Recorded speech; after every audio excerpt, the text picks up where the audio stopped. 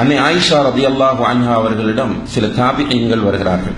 வந்து கேட்கிறார்கள், அன்னையே, நபிகள் நாயகம் ஸல்லல்லாஹு அலைஹி வஸல்லம் அவர்களுடைய வாழ்க்கையில் உங்களால் மறக்க முடியாத ஏதாவது நிகழ்வுகள் உள்ளதா என்று கேட்கிறார். இந்த கேள்வியை கேட்டவுடன் ஆயிஷா ரலியல்லாஹு அன்ஹா அவர்களுக்கு அழுகை வந்துவிட்டது. தன்னை சுதாகரித்துக் கொண்டு சொன்னார்கள், ஒரு நாள் அல்லாஹ்வுடைய தூதர் ஸல்லல்லாஹு அலைஹி வஸல்லம் அவர்கள் திடீரென படுக்கையிலிருந்து எழுந்து உட்கார்ந்தார்கள். நானும் அவர்களோடு எழுந்தேன். என்ன என்று கேட்டேன். ஆயிஷாவே, தொழப் போகிறேன் என்று சொன்னார். என்னை விடு.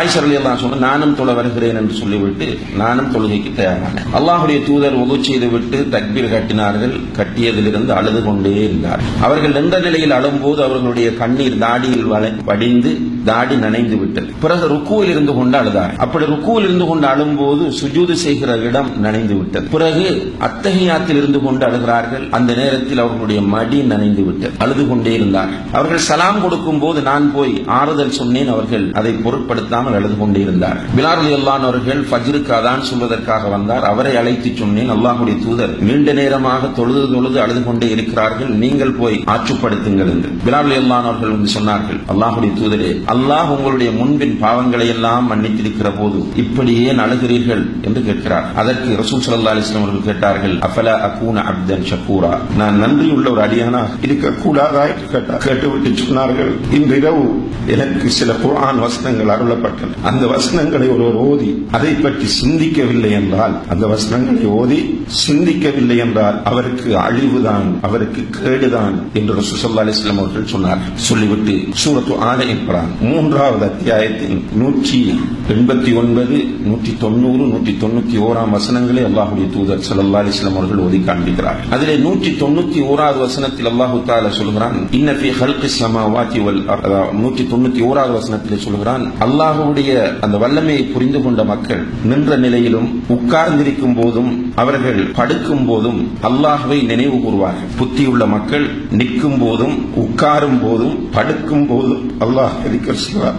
திக்ர் செய்து கொண்டு அல்லாஹ்வை திக்ர் செய்வதென்றால் சுப்ஹானல்லாஹ் அல்ஹம்துலில்லாஹ் என்று சொல்வது மாத்திரமல்ல, அல்லாஹ் என்னோடு இருக்கிறான், அல்லாஹ் என்னை பார்த்துக் கொண்டிருக்கிறான் என்ற உணர்வோடு அவர்கள் இருப்பார்கள். அந்த நேரத்தில் அவர்களுடைய ஆழ் மனங்களிலிருந்து வெளிப்படும் அவர்கள் சொல்லுவார்கள், ரப்பனா மா கலக்த ஹாதா பாத்திலா, யா அல்லாஹ், இந்த பிரபஞ்சத்தை, இந்த வானங்களை, இந்த பூமியை நீ வீணாக படைக்கவில்லை, வீணுக்காக நீ படைக்கவில்லை என்று அவர்களுடைய ஆழ் மனங்களிலிருந்து அவர்கள் பேசுவார்கள் என்று அல்லாஹ் சொல்கிறார். இந்த வசனங்களைத்தான் நபி ஸல்லல்லாஹு அலைஹி வஸல்லம் அவர்கள் ஓதி அழுதார்கள். அன்புள்ள சகோதரர்களே, அல்லாஹ் தஆலா வானங்களையும் பூமியையும் நிச்சயமாக வீணாக படைக்கவே இல்லை.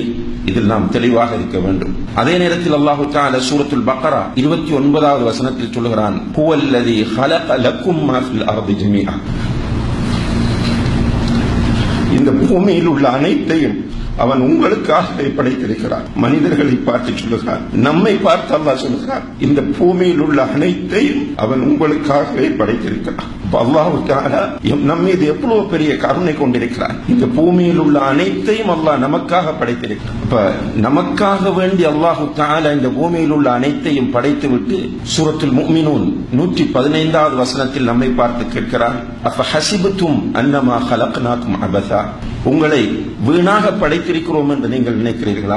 இந்த பூமியில் உள்ள எல்லாவற்றையும் உங்களுக்காக நான் படைத்திருக்கிறேன், இதை நீங்கள் அனுபவியுங்கள் என்று உங்களுக்கு நான் சுதந்திரத்தை தந்திருக்கிறேன். அப்படி இருக்கும் போது உங்களை நான் வீணாக படைத்திருக்கிறேன் என்று நீங்கள் நினைத்துக் கொண்டிருக்கிறீர்களா? நீங்கள் நினைத்தபடி வாழ்கிறீர்கள், நீங்கள் நினைத்ததையெல்லாம் செய்கிறீர்கள். உங்களுடைய உணர்வு என்ன?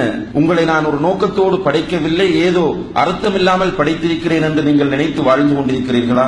வஅன்னகும் இலைனா லா துர்ஜஊன், என்னிடம் மீண்டும் வர மாட்டீர்கள் என்ற உணர்வோடு நீங்கள் வாழ்ந்து கொண்டிருக்கிறீர்களா என்று அல்லாஹ் தஆலா சூரத்துல் முஃமினூன் 115வது வசனத்தில் கேட்கிறார்.